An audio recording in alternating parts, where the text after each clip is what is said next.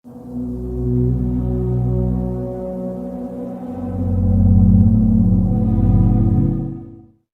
menyerbu Tel Aviv dengan rentetan roket setelah gencatan senjata usai.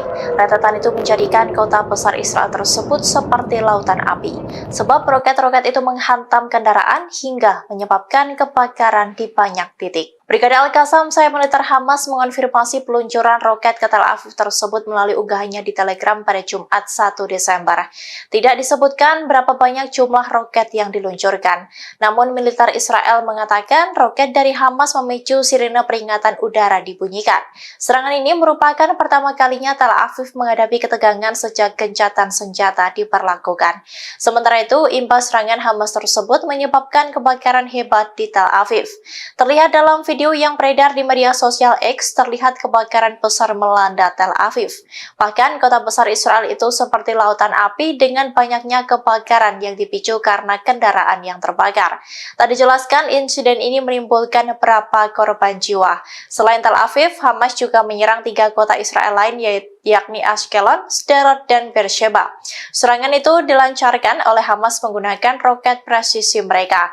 Serangan ini dilaporkan sebagai serangan balasan atas aksi pasukan Israel yang menyerang warga sipil tak bersalah. Tentara Israel meningkatkan serangan udara mereka di jalur Gaza. Beberapa pengungsi Palestina di jalur Gaza mengatakan bahwa mereka mendengar pemboman terus-menerus sepanjang malam. Kepala Badan Intelijen Israel Mossad mengatakan kepada delegasinya untuk kembali dari Qatar. Diketahui Mossad memediasi perundingan mengenai gencatan senjata tersebut. Keterangan itu diumumkan oleh kantor Perdana Menteri Israel Benjamin Netanyahu pada Sabtu kemarin. Militer Israel mengatakan pihaknya bersiap untuk tahap berikutnya di Gaza Selatan. Seraya menambahkan bahwa pesawat-pesawat tempur telah mencapai lebih dari 50 sasaran di wilayah Khan Younis. Para pejabat Amerika Serikat mengatakan pada Jumat kemarin bahwa Israel telah setuju untuk berupaya mencegah kematian warga sipil di wilayah selatan dan untuk menurunkan intensitas serangan terhadap wilayah perkotaan di Khan Younis. Dikutip dari Washington Post, beberapa pengungsi Palestina di sana mengatakan bahwa mereka mendengar pemboman terus-menerus sepanjang malam. Sedikitnya 193 orang tewas dan 652 luka-luka di Gaza setelah pertempuran kembali terjadi di antara Israel dan juga Hamas. Informasi tersebut diungkapkan oleh Kementerian Kesehatan Gaza pada Sabtu kemarin. Sebelumnya, militer Israel mengatakan mereka telah menyerang lebih dari 400 sasaran di Gaza pada hari sebelumnya, sehingga tingkat aktivitas militer kembali di tingkat seperti sebelum gencatan senjata. Pasukan pertahanan Israel meminta orang-orang di bagian utara dan selatan Gaza untuk mengungsi. Perserikatan Bangsa-Bangsa mengkritik mengkritik peta zona evakuasi bernomor yang dikeluarkan oleh IDF dengan mengatakan bahwa peta tersebut tak menentukan kemana orang harus mengungsi dan mungkin tak dapat dilihat oleh penduduk Gaza karena listrik dan internet sering padam. Jumlah korban tewas di Gaza telah melonjak menjadi lebih dari 15.207 orang. Israel menggencarkan pembantaian di Gaza. Sebagian besar korban adalah wanita dan anak-anak. Informasi tersebut diungkapkan Kementerian Kesehatan di Gaza yang dilanda konflik tersebut pada hari Sabtu kemarin.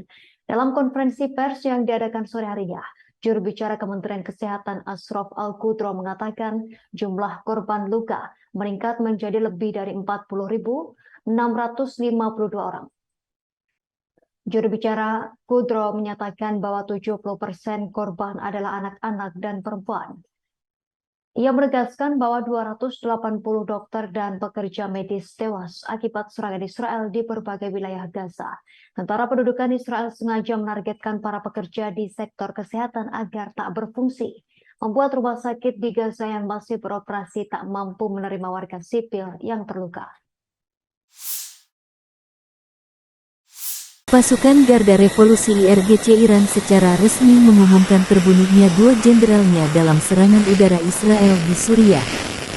Serangan tersebut terjadi Sabtu tanggal 2 Desember malam di daerah Sayyidah Zainab di Damaskus, Suriah yang menewaskan 2 orang.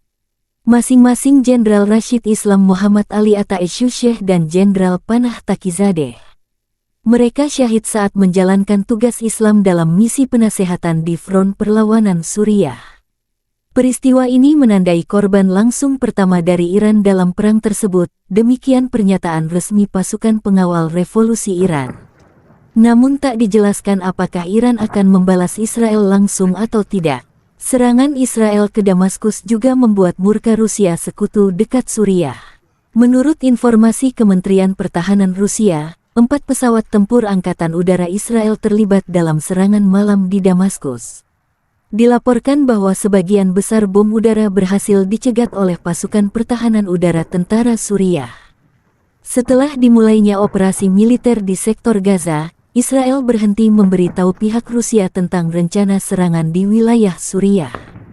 Israel dalam pernyataan resmi pasukan pertahanannya mengakui serangan di Damaskus Suriah namun tak secara spesifik membahas meninggalnya 2 jenderal pasukan pengawal revolusi Iran. Dengan tewasnya 2 jenderal Iran ini, ketegangan di Timur Tengah diprediksi meningkat pekan-pekan mendatang.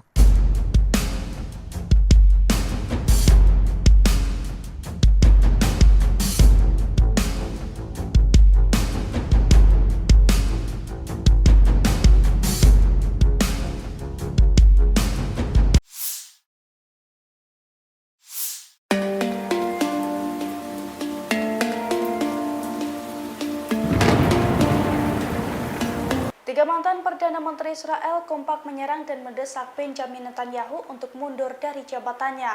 Mereka menilai Netanyahu tidak layak dan berbahaya dalam memimpin negara. Desakan tersebut menyusul agresi militer ke jalur Gaza Palestina yang pecah sejak 7 Oktober lalu. Tiga mantan Perdana Menteri Israel yang mendesak Netanyahu mundur itu diantaranya Ehud Barak, Yair Lapid, dan juga Ehud Olmert. Dilansir dari The Guardian, Ehud Barak mengatakan bahwa Netanyahu sudah tidak layak untuk memimpin Israel. Sebab menurutnya Netanyahu tidak dapat mengelola kompleksitas situasi yang terjadi belakangan di Israel. Perdana Menteri Israel lainnya, Yair Lapid, juga memiliki pandangan serupa. Menurutnya Israel memerlukan pemerintahan untuk memulihkan nasional. Namun hal itu tidak dapat dicapai apabila Netanyahu yang telah kehilangan kepercayaan publik itu tetap menjabat sebagai Perdana Menteri Israel. Selain desakan dari 2 tokoh penting tersebut, kini ex-Perdana Menteri Israel lainnya, Ehud Olmert, juga turut menuntut Netanyahu untuk mundur. Olmert mengatakan Netanyahu setiap menit berperan sebagai Perdana Menteri, namun setiap menit pula yang membahayakan Israel.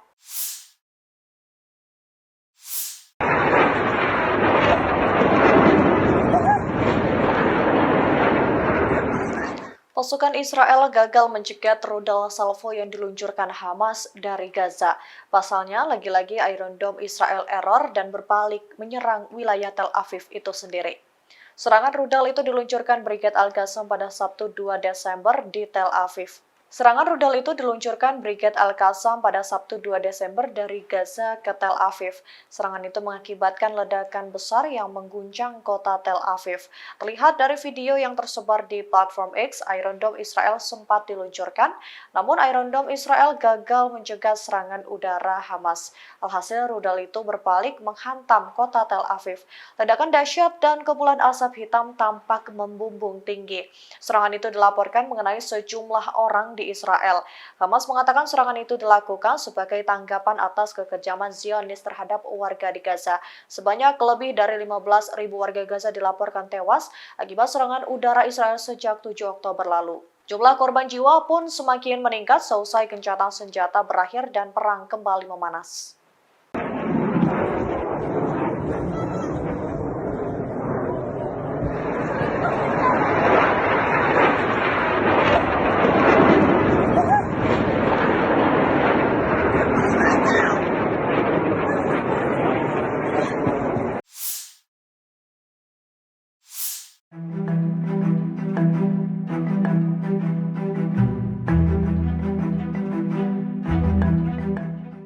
Pejabat keamanan rezim Zionis mengaku kecolongan dari Hamas. Israel menyebut Hamas mengetahui pengawasan ketat dari intelijen Israel hingga berhasil mengelabui pasukan pertahanan Israel atau IDF. Dilansir dari Pars Today pada Sabtu 2 Desember 2023, pejabat keamanan Israel menduga para petinggi Hamas memanfaatkan metode-metode rahasia, di mana para petinggi Hamas bisa berkomunikasi dengan leluasa meski diawasi dengan ketat oleh IDF.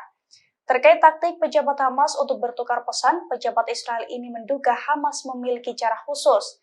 seperti memperhatikan detail, agenda-agenda rahasia, dan perasaan umum untuk berdialog langsung atau melalui metode-metode lain. Ia juga menyebut bahwa Dinas Intelijen Israel tidak menyadari taktik Hamas tersebut. Hal itu terlihat dari tidak adanya persiapan sistem pengganti untuk mencegah ketegangan dengan Hamas, termasuk tidak adanya penjagaan di perbatasan saat hari libur.